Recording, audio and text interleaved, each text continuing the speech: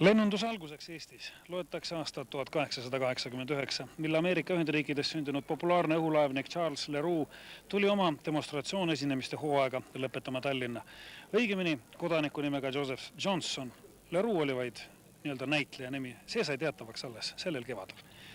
Täna avavad Tallinna linnapea Harri Lumi ja Eesti Lennuspordi Föderatsiooni president Illar Link Pirita tee ääres Tallinna lahekaldal mälestusmärgi julgetele ja teotahtelistele inimestele.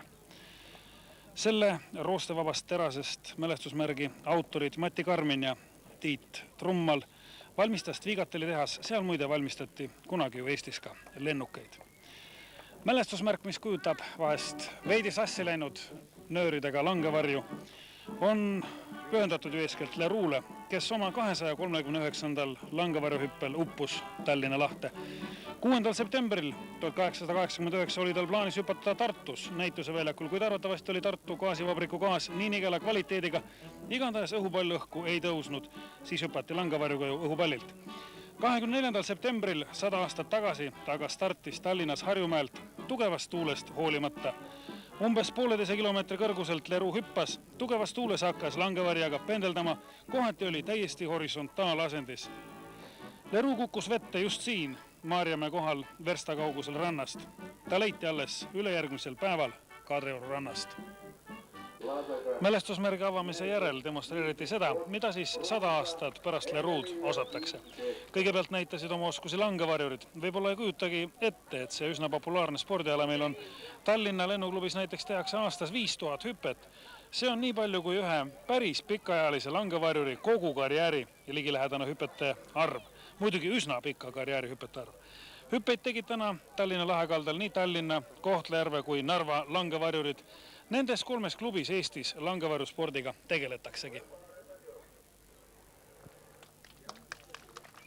Paraku on see paik siin, aga tõesti vist veidi õnnetu, lennates Pärnaka Mati Koiksoni lennukil, mis mootoriga Jupiter, sattus Illar Link kogenumatest kogenuim.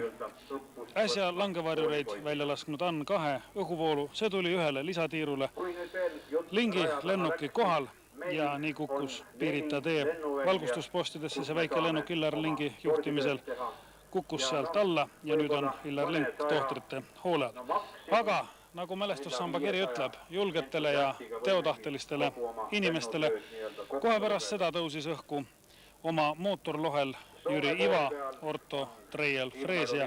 Seda mootorlohet oli ta valmistanud 4 aastat. See töötab paadi päramootoril Vihr 30 ja mees näitas kõike, mida sellel mootorlohel teha võib. Kes vähekenegi suudab muretada lennuaparaadi, kas siis ise ehitada või osta. Mõlemad võimalused on olemas. Selline oli siis pilt täna Piritale. Ja nüüd on meil stuudios ka 2 lennuspordi tegelast, lennuspordi veteran Ülo Keedus ja Eesti Lennuspordi Föderatsiooni asepresident Aivo Oina.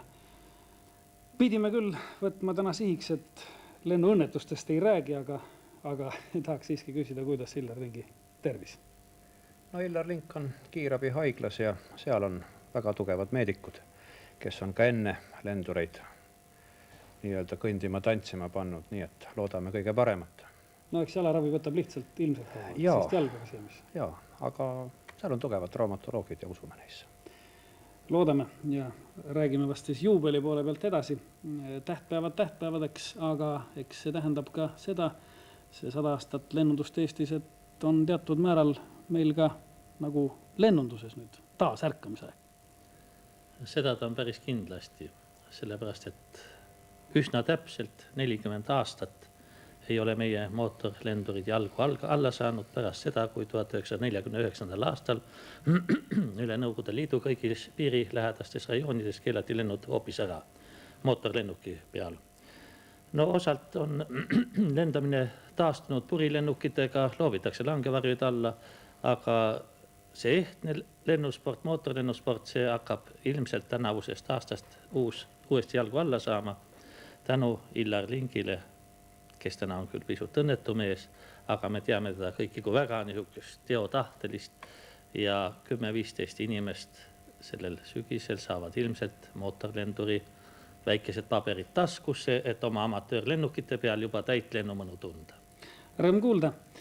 Oleme sellest täna juba rääkinud, oleme näidanud, kuidas inimene lendama hakkas ja eks kõigepealt kõige esimene riistapuu, mis inimese ju reaalselt maast üles viis, oli õhupall. Ja õhupallilt hüppas alla ju ka Charles Leroux, kelle sellest traagilisest hüppest ju ka Eesti lennunduse algus sai. Aga need kaunid õhupallid tõusid tänavu taevast Vilniuses ja on samamoodi alt köötavad tavalise õhuga, nii nagu ka Montgolfieri õhupallid. See on jah üks lihtsamaid ja kindlamaid õhku tõusmise mooduseid, sest kuum õhk on teatavasti kergem kui külm õhk ja kui see õhupall pidevalt hoida kuuma õhku täis, siis teist võimalust ei ole, ta lihtsalt hakkab üles kerkima nagu kork veepinnale. No meil Eestis toimus esimene teadaolev õhusõit isegi enne täna tähistatud Leroux hüpet juba 1881. aastal, mil Peterburist saabunud aeronaut Berg tõusis Tallinnast Kadriorust Bellevue rahva ja lähedalt siidriidest palliga oma 450 meetri kõrgusele. Kaasa lendas muide ka Bellevue kartmatu peakelner Kuulikov. No siis oli see muidugi tõeline julgustükk ja tõusta õhku ja no oli see muidugi siis ka ilmselt hea reklaam oma asutusele. Ja no need õhupallid, mis praegugi kaasa lõhus lendavad, eks need ju sisaldavad endas ka väga suures osas reklaamisest, ülevalt kõrgelt nähtavad kõigile ja suures kirjas reklaamid jäävad ka kõigile ilmselt väga hästi mällu. Reklaam reklaamiks, aga ülemaailmselt on üsna arenenud selline kuumõhupallisport, kus juures võib-olla ka paralleelselt reklaamiga, aga ikkagi tehakse sportlikke lende ja märgitakse ära nende saavutused. Ja eks meie Eestiski püüame sinnapoole, et see ilus spordiliik jõuaks meieni ükskord. Loodame, et lähematel aastatel. Õhupalle kasutati kunagi ju ka sõjaväes, juba Napoleoni ajal oli õhulaevnikel luure kompanii olemas. Õhupall on ju selline asi, mis looduse meelevallas, tuulte meelevallas, aga langevari on ju samuti selline ristapuu, mis vähemalt mitte spetsialistile tundub, et eriti palju juhitav ei ole, kuid kaasaegsed langevarjud, tiivlangevarjud on tõesti sellised, mida annab juhtida igale poole. Muidugi lennukilt alla tuleb hüpata, ega kõrgemale nad ei tõuse. Ja Ülo Keedus ju endine langevarjulüli komandör, mille teie esimese langevarju hüppe ise elust? Minu esimene hüppe oli 1946. aastal. Teoks sai see lennukilt Bo 2. Sinna mahtus ainult üks langevarjur lisaks lendurile, aga seda põnevam oli. Kas hirmu ka oli, kui sealt niimoodi luugist alla vaadata? Kui ausalt rääkida, siis ikka oli. Ma ei usu nendesse langevarjurite siirusesse, kes ütlevad, et see ei ole midagi. Ikka peab hirmuga olema. Ja nüüd me näeme ameeriklaste esituses suurt gruppi hüpet. No Eestis on langevarjusport suhteliselt noor, sest esimesed Eesti meistrivõistlused alles 57. aastal, aga see, mis me seal praegu näeme, see on, ütleme, tippklass, maailma tippklass, sellepärast, et inimesed ennast tunnevad õhus niivõrd vabalt, nagu kaadrilt näha on, oskavad ennast juhtida tarvilises suunas, tarvilikus suunas ja siis ühinevad ringidesse ja kujunditesse. See on üks omamoodi langevarjuspordi liik. Kui kiiresti nad praegu lendavad? Allapoole? Allapoole 180 kilomeetrit tunnis keskelt läbi, see on 50 meetrit sekundis. See on siis, kui nad püsivad horisontaalselt, aga kui nüüd pea või jalad ees oleks? No jalad ees naljalt ei püsi. See on väga ebapüsiv asend, aga pea ees tuleb üks 20% kiiremini alla. Nii et põhiasend on ikka rind ees. Seal on päris palju nüüd neid grupis, kui palju võiks neid üldse olla maailmas kõige rohkem olnud? Ikka räägitakse 100-st praegu maksimumi puhul, aga siin neid on pisut vähem, aga vaatepilt on ikkagi väga ilus, nagu inimesed ujuksid õhus. Seda kiirust me ei tunneta, kui me nende lähedal oleme. Ja kiirust ka inimestele ennestele hakkab silma paistma siis, kui maapind tuleb lähedale. Ja kui kõrgelt nüüd tuleb hüpata kõike seda? Selliseid hüppeid tehakse ikka nii vähemalt 3500–4000 meetri kõrguselt, muidu jääb maa liiga lähedale. Ja langevarjusport ongi üks huvitav ala selles mõttes, et siin tavalisele inimesele tundub paradoksaalne, aga ometi see on, mida rohkem kõrgus, seda ohutum. No jah, millal veel langevari päästab, kui kui madala 50 meetrit on kõrgus, see on avarii puhul, aga spordilangevari tahab siiski rohkem kõrgust saada. Avariilangevari on mõeldud nii erandjuhtudeks, kui lenduril tuleb kindlasti välja hüpata, enam midagi teist pääseteed ei ole, siis ta peab loomulikult kiiresti avanema ka väikesel kõrgusel. No see on nüüd midagi taolist siis samasugune hüppe kui ka meie Eestist tulnud maailmarekordimees Tõnis Kallajärv, ka üle 12 000 meetri gruppi. Temal jah, see on küll juba praegu üle löödud need rekordid, aga kunagi ta tegi võrdlemisi lähestik, oli 2 grupihüppe rekordit, üks oli öösel ja teine päeval, kõrgus oli üsna soliidne. Ma ei kujuta ette, milline peab olema operaator seal. Väga kogenud lennumees ja ka hea operaatori silmaga, kes kõike seda. No jah, Te ise ka ju filmimees olnud. ilma langevarjuga hüppeoskuseta muidugi operaator siin lihtsalt midagi teha ei suuda. Ta peab ise olema sama virtuoos nagu need poisid ja tüdrukud, kes siin nagu sõljuvad. Ja lisaks sellele hea filmimees, ega siin teist võimalust ei ole. Ja muidugi, eks need üksikud filmikaadrid siin on kokku liidetud, nii et see õhus kukkumine paistab meile hästi pikk olema. Tegelikult ta muidugi nii kaua ei saa kesta, sellepärast, et see kuri maapind tuleb ikka kogu aeg suure kiiruga lähema. Nüüd minnaksegi laiali. Jah, enne avamist ikka laiali ja siis väga tähtis on, et keegi avaks langevarju kukkuva teise partneri all. See on ohtlik.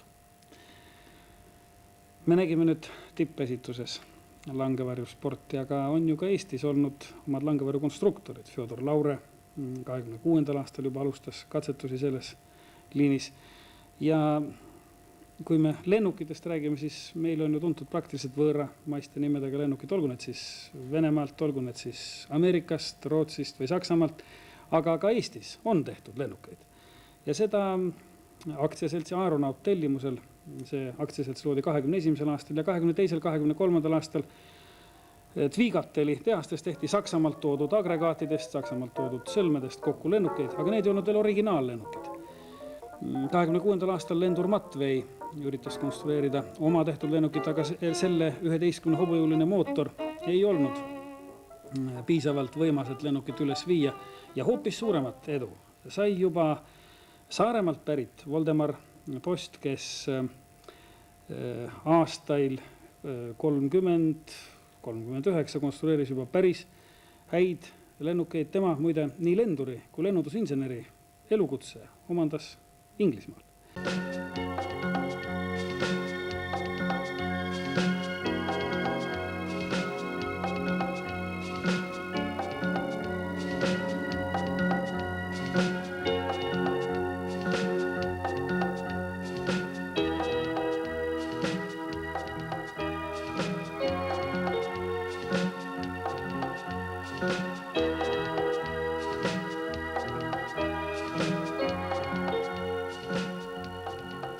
Eks tundunud see vast aastakümneid tagasi täiesti võimatu ja ebatõenäoline.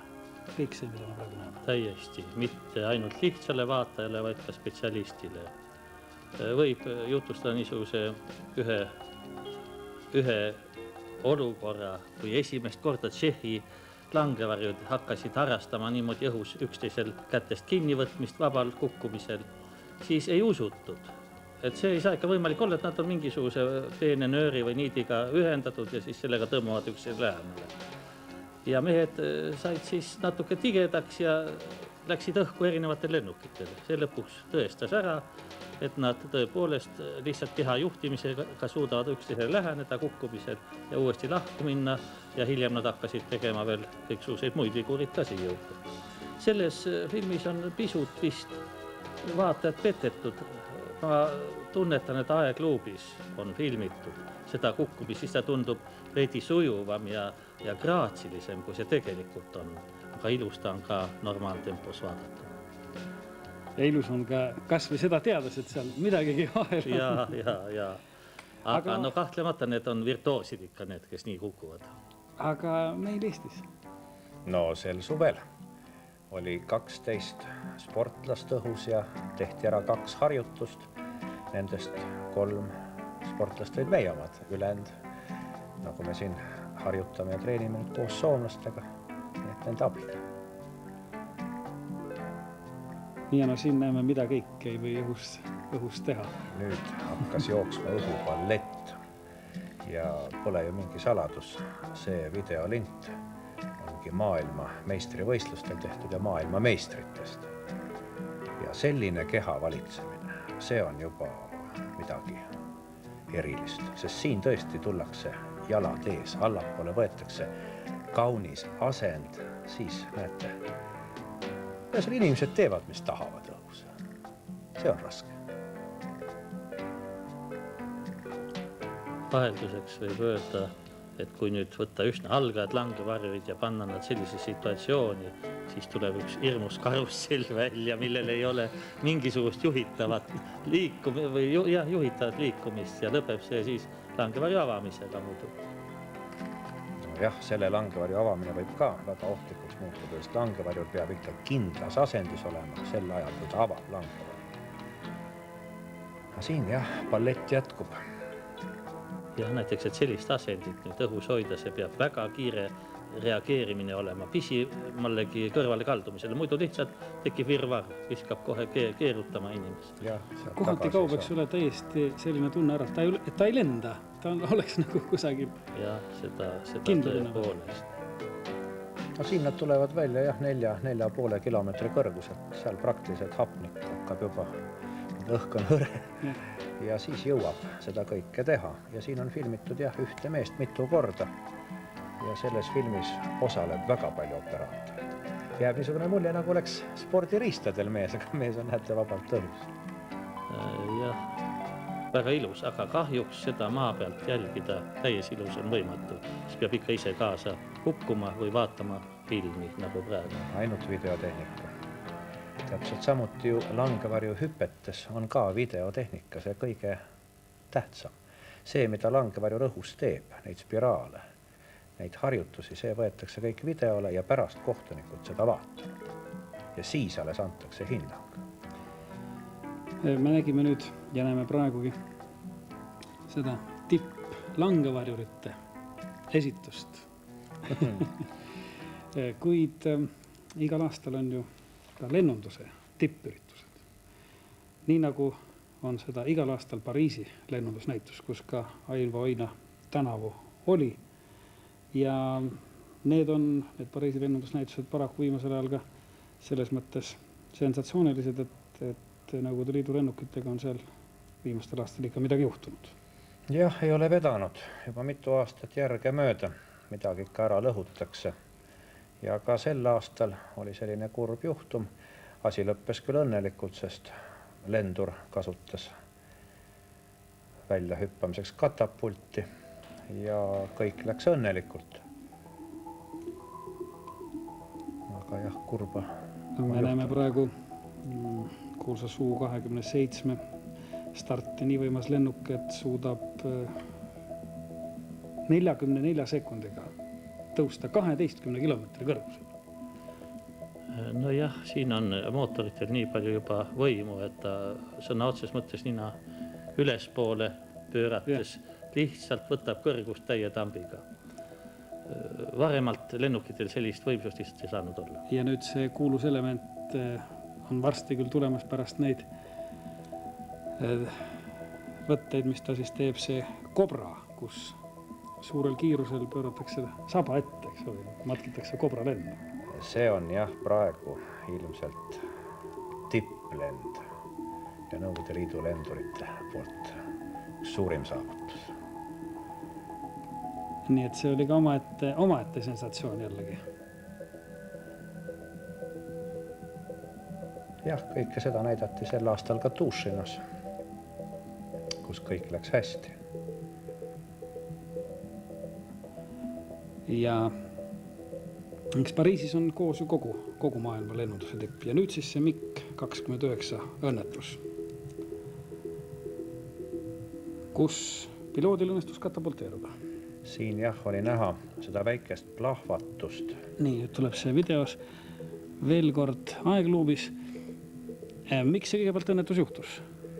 No nüüd on antud ametlik versioon, et mootorisse midagi sattus. Aga praegu näitab just rõngas seda momenti, Jah, Ülo Keedus. Lendur tõepoolest reageeris väga õigel ajal, ega siin palju maani enam ei olnud võimalust kukkuda.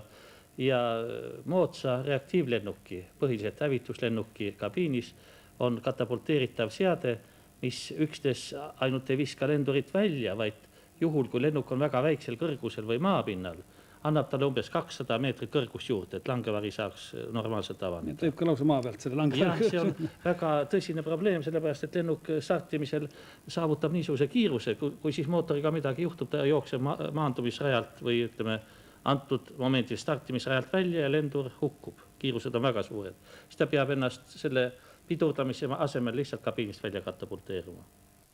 Aivo Oina on samuti amatöörlendurite kursustel praegu. Tuleb siis see aeg, kus ka sellised lennukid Eestimaal rohkem on? No see aeg peab tulema sellepärast, et oleme jõudnud nii kaugele, et meil sõidavad välismaa päritoluga autod, Audid ja teisedki ja miks mitte ka samamoodi müüa inimesele või ettevõttele lennuk, kui tal on see raha olemas ja orienteeruvalt ühe väikelennuki hind on 2 auto hind. Nii et ega ta väga kallis ei ole. Väga võimatu ei ole. Muidugi lennuväljades omaette probleem. No lennuväljad, meil on praegu 4 spordilennuvälja, neid me võime kasutada ja täiesti loomulik, et neid tuleb juurde teha. Need on lihtsad muru lennuväljad. Nõue on, et peab olema telefon, peab olema inimene, kes oskab lendusid juhtida ja peab olema see elementaarne meditsiiniteenindus. Kõik muu on ju korraldatud. Ja küllap on kursused ka praegu veel siiski suhteliselt kallid. No see aasta nad ei olnud nii kallid, aga orienteeruvalt ikka paari 1000 rublaseks see asi läheb, sest lennukitund on kallis ja bensiin on kallis. Muidugi. Ajalooline oli tänavune aasta tõeliselt, jah, võiks öelda siis taas ärkamisaasta Eesti lennundusele ka otsekontaktide osas soomlastega. Ja tuletame meelde ühte ajaloolist päeva, 18. august 1989. Oleme Soome lennukompaniile, Soome lennuliidule kuuluvas Piper tüüpi lennukis Eestimaa kohal.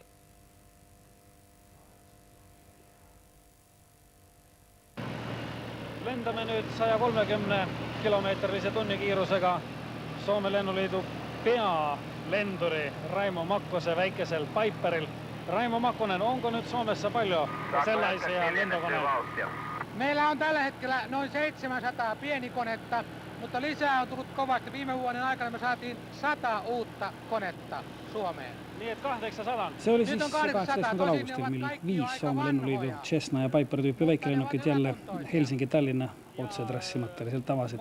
Tõsi, ei maandutud Tallinnasse, oli veidi keeruline aeg, mäletate. Vaid Eesti külmapoolusele Kuusiku lennuväljale Rapla lähedale. Raimo Makkonen ütles just, et Soomes praegu 800 taolist väikelennukit. Ütleme siis veel arve on ka 203 lennuklubi, 15 200 tegevsportlase. Kallis lõbu muidugi on. Seesama lennuk, mida nägime ja praegugi näeme, maksis pruugitud peast, olenevalt suurusest 200 000 Soome marga ümber. Kuusiku lennuväljal maandunud külalisi oli 24 ja teiste seas ka Soome lennuliidu president Olavi A. Raudio.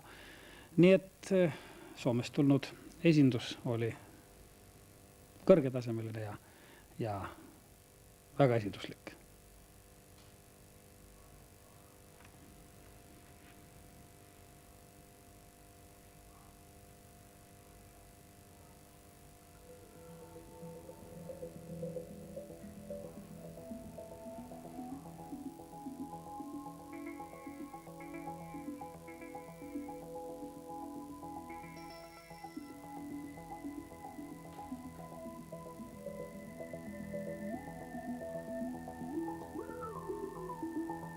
Nüüd võime siis Soomest tulnud õnnitleda ka telemeeste poolt ja telelaupäeva tegijate poolt. Palun. Olavi A. Raudio on Soome lennuliidu president ja Rahvusvahelise lennuföderatsiooni asepresident. Kuinka lento suju? Oli sää vaikeus? Ei ollut mitään vaikeuksia. Etelään tänne teille Eestiin oli niin hieno lentosää, ettei paremmasta väliä. Meillä oli ainoastaan meren päällä 5 minuuttia, kun emme nähneet sekä Suomea emmekä Eestiä. Vain 5 minuuttia. Mutta se lennonlasku nyt Nurmella. No, tämä oli hiukan kuoppainen. Me juuri ennen kuin laskimme, ajattelimme, että teillä on niin hienoa ja suurta lihakarjaa, että olisitte laskeneet 100 härkää tänne syömään tämän nurmikon. Mutta mitä se nyt merkitsee, se ensimmäinen lento? Minusta Suomesta tämä lento merkitsee 2 mielessä paljon. Se merkitsee ensinnäkin siinä, että me tulimme suoraan Helsingistä Tallinnan yli Raplaan. Se on määrätty askel uuteen avautumiseen, uuteen demokratiaan, ja me annamme sille Suomessa hirveän paljon arvoa. Mä uskon, että tekin annatte sille arvoa. Me haluamme niin kuin yksinkertaistaa Eestin ja Suomen kansojen suhteita ja tuoda meitä lähemmäksi toisiamme. Se oli siltä puolta, mutta urheilullisesti tämä on myöskin merkittävä. Suomen ilmailuliitto ja Eestin ilmailuliittohan ovat kilpailleet lennokkitoiminnassa, laskuvarjohypyissä, ja nyt avautuu moottorilennolle myöskin kilpailumahdollisuudet yhdessä. Me tulemme kutsumaan Eestin Suomeen ensi kesänä. Ja näin me saamme kaikki ilmailu-urheilun alat yhteen kilpailuun. Moottorilentäjä, no myös ammattilentäjä, onko se suosittu Suomessa? Kyllä, mutta Suomessa on tällä hetkellä se tilanne, että meillä on liian vähän lentäjiä. Meidän pitäisi saada lisää lentäjiä. Eli kansainvälinen liikenneilmailu laajenee niin paljon, että ei ole tarpeeksi lentäjiä meidän lentoyhtiöllemme, joka muuten todennäköisesti hyvin lähiaikoina lentää myöskin Tallinnaan, Finnair, suomalainen lentoyhtiö. Milloin se voi olla? Minä uskoisin, että vielä tänä vuonna. Tämä on vähän arvailua, mutta tiedän, että neuvottelut ovat parhaillaan menossa, eikä vain Tallinnaa, vaan kenties tästä eteläänkin Riikaan. Suomen lennonliiton presidentti on ollut rahul, että neilgi võib-olla vähe lentureid, aga mida siis peaksime ütlema meie. Aga eks siit me näeme nüüd ka enda edasiarenemise võimalust ilmselt. No ka meil on sama mure, et ikka Eesti rahvusest lendureid on vähe. Ja eriti nüüd, kus seisame selle mõtte ees, et algavad lennud Soome ja Rootsi, siis tuleb kõigepealt ikkagi ära õppida võõrkeel. Siin enam rahvusvahelise suhtlemiskeelega hakkama ei saa. Ja küllap siis tuleb ka päevakorda just õppetöö. Ja Soome poole peal meie lennusportlased saidki pisut tutvuda selle õppetöö osaga ja eriti hästi on see Finnairis korraldatud. Ja küllap on meil võimalus ka areneda just selles väikelennunduse liinis, tähendab siis ka business lennunduses liinis, kus väikelennukitega saame teenindada võõramaalasi, ühtlasi ka siis tähendaks äri. No see on täiesti loomulik. Aeroflot, tema teeb pikad lennud ja siin koha peal väikelennud, need peaks toimuma siis nende samade inimeste poolt, kes praegu on veel amatöörpiloodid. Nemad saaksid lennata ja kui tarvis ka välja õpetada mõnda noort meest. Ja see oleks siis nii väikelennukitel kui ka loomulikult helikopteritel. No helikopter, see oleks kõige mugavam lennuaparaat, sest sellega võib ju põhimõtteliselt igale poole maha istuda. Sellega saab ka enam-vähem igalt poolt üles tõusta. Nii et see oleks ka üks osa tulevikku, aga meil praegu paraku ja helikopter ei ole veel nii arenenud. No jaa, selleski seltskonnas, kes 18. augustil Soomest Tallinna Eestisse tuli, pidi ka ju helikopter olema. Pidi olema üks väike 1-2 inimese helikopter, aga kuna lend oli ikkagi üle mere, siis Soome pool arvas, et see ei ole praegu veel õige aeg ja see väike kopter ei tulnud. Aga sellised lennuaparaadid, millega me siin lendamas käisime ja tegime tiiru tervele Helsingile, sellised aparaadid peaks küll sobima. Ja siin on praegu maandumine hotelli katusele. Tuulelohe näitas meile teed. Tuleb ka kohe teine kopter ja keegi ei esita küsimust, et võib-olla see on ohtlik või võib-olla peab loa küsima linna kohal lendamiseks. Paluti viisakalt, et ärge üleval pildistage ja see oli kõik. Selge. Meil on tõepoolest Soomest olnud täna juttu juba päris mitu korda. Eks näeme siin jah, just kui oma tulevikumudelit on meilgi nüüd eesmärk kuhu poole püüda. Aga eks teiselt poolt on ju tänavuga soomlastel oma juubel, 70 aastat lennundust. Ja Soome lennukompanii esimene reis oli tegelikult ju ka Tallinna, Helsingi-Tallinn 1924. aasta 20. märtsil. Ja kui nüüd lennukompanii Finnair pakkus meile ühte vahvat lennuvõimalust, siis ei suutnud me seda loomulikult ka kuidagi moodi ära jätta ega sellest loobuda.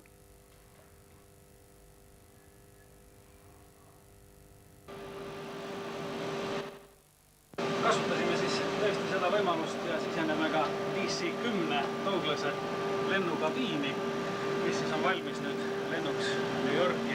Ja no ilmselt peab kapteni Urvo Koskele käest küsima, kas me võime nüüd lennukabiinis olla, ega see lubatud nüüd ei ole, aga äkki sel reisil on see võimalus. Onko se mahdollista? Se on, tällä kertaa se on mahdollista. No ei se anta muidugi piloodi kõrvale istuda, aga Aivo Õino on ju meil kursustel amatöörpiloodina, nii et võib-olla Aivo. Ma ei söanda vähemalt tõusul siin kõrval olla.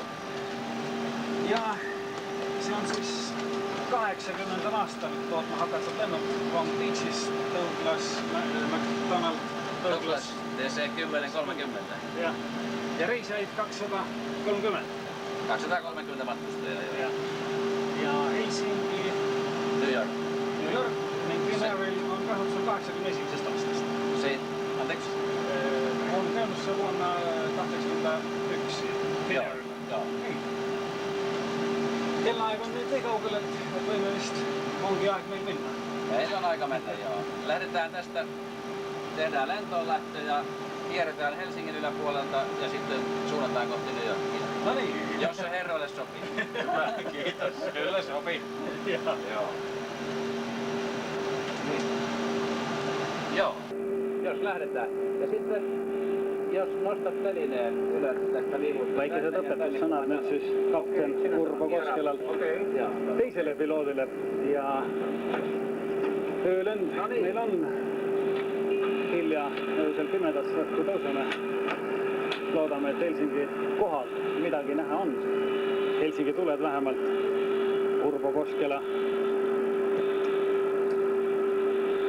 lükkab gaasi põhja ja lennuk hakkab hoovõturajal kiirust võtma. Helsingi-Vanda lennuvälja hoovõturada on 3 kilomeetrit pikk. Usun, et meil kogu seda rada meie DC-10 kasutada ei tule. Kiirus näitajal tõuseb 100-120 sõlme. See on siis miili, meremiili tunnis. Nii et 1,8-ga võime ümmarguselt korrutada ja saame siis kusagil 280-290 kilomeetrit tunnis, kui oleme maast lahti ja must taevas ainult meie ees. Mina üleval ega ei näe ka midagi siin. Nii. No Aivo, sul läheb nii päris uhkelt. Hea on olla õpilane suures lennukis. Seda enam, et öölennul, mida meie paraku veel ei saa, ei õppida ega õpetada. Nüüd me saimegi lennuvälja kohalt lahti, kõrgus tõuseb, läheme vasakule pöördele. Lennuk on kaldeasendis, samamoodi nagu väikelennukilgi, juhis. Ja nüüd antakse vastu pedaali.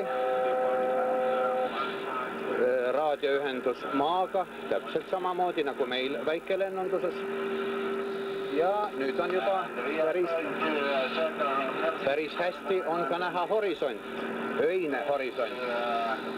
Ja kui lenduril jääb see asi nii-öelda raskesti nähtavaks, siin saab võtta optilised abinõud veel. Ja nii see lend põhiliselt nende samade mõõteriistade abil siin peabki toimuma. Vaatan kõrguse mõõteriista 4000, aga see ei ole veel meetrit, nii kiiresti jõuame üles. See on ka jalgades, jah? Nii et 4500 jalga, see on siis kusagil 1200-300 meetrit, jah. Nii et üle kilomeetri oleme juba üleval. Millä kohtaa se on tässä? En tiedä pilveä vaan.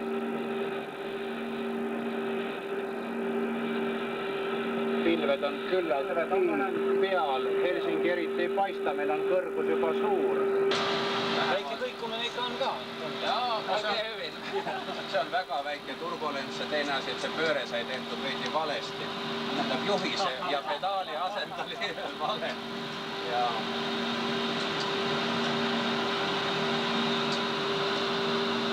nojah, jos pannaan autopilotti päälle. Hetki sen, jos voi. Joo. Tule proovi ka, kun jopa lubatti meitä siia lennukissa. Mutta hän tulee samalle oikealle puolelle hetkeksi. Joo. Ja sen jälkeen lähdemme autopilotille ja suoraan. Selvä. See on nüüd küll natuke see riskantne ettevõte. Ausalt öeldes tunnen, et käsi on veidi higine juba sellest mõttest, et ma peaksin nüüd selle peremehe, nii nagu ütleb, Urmo Koskela koha sisse võtma, aga no üritame. Küll on öeldud, et 65 on Illeril minimaalne mehe pikkus, kes pääseks lenduliks õppima, aga siia on minu 1,75 päris raske sisse kogeda, aga see on sellepärast, et jala tuletakse pedaalidele, kui ka raskes kaldes on. Nii.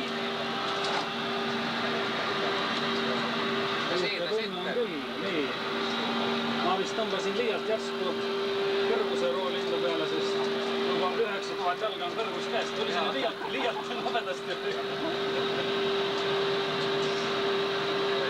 Nii, 10 000 jalga, 3 kilomeetrit on meil kõrgus käes. Siit lennukist teeme magamise pausi. Kõik lend on ees ja näitame seda, mida meie siin lennukis mitte teha ei tahaks. Seda, kuidas inimene lendab jällegi ilma lennukit.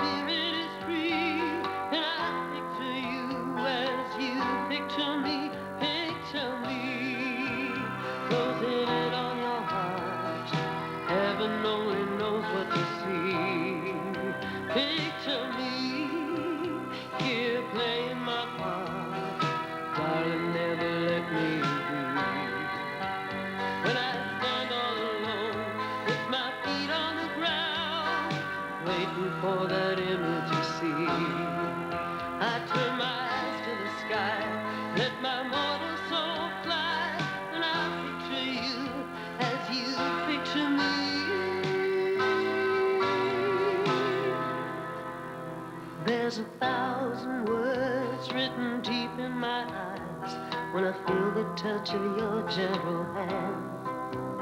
With the roar of the wind and you by my side, I pray to God that we never land.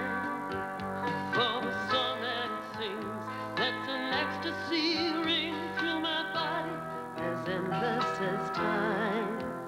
In your smile I see just the way it should be, as I picture you and you picture me, closing in on your heart. Heaven only knows what you see. Picture me,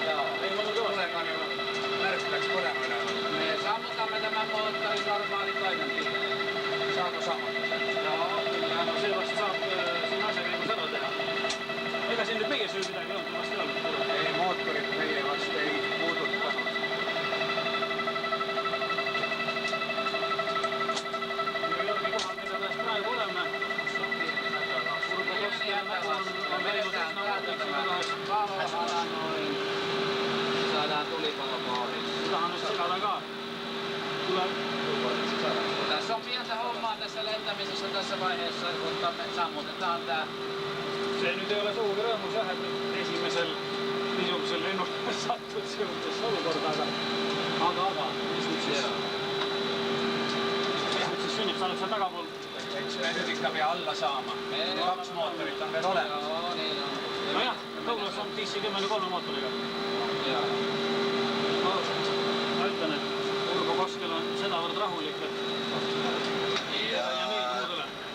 Air this is Finnair 105 now at 3000 and we have fire on engine number 2 and we have heading 220 and requesting radar assistance for landing runway 04.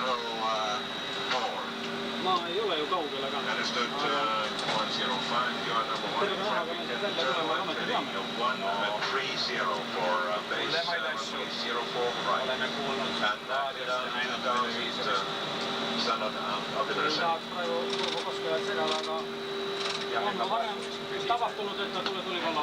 Ei ole? Ei ole aikaisemmin tapahtunut. 2000 feet heading 130 and requesting long final.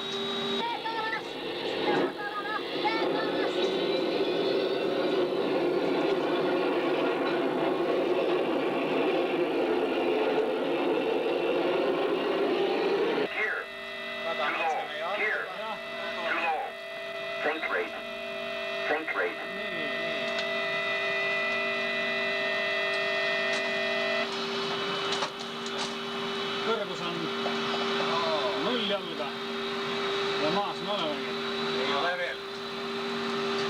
Vähemalt Siellä on jotakin Georgis, jah, aga... hankaluuksia tuon telineen kanssa ja ilmeisesti siellä on tulipalo takana, että siis me peame kun sitten... pysähtyy, niin poistutaan heti. Nii, jah? Joo. Hyvä, oota, kuule. Ma võtan nüüd võtta see maksi, sest ega siit tuleb vist kiiresti. Rihma nüüd lahti. On nii, valmis, jah? Nii, oleme siis. Aitäh. Ja nyt välja, kiiresti. Paneme kunnu siit. Joo. Okei. Kiitos.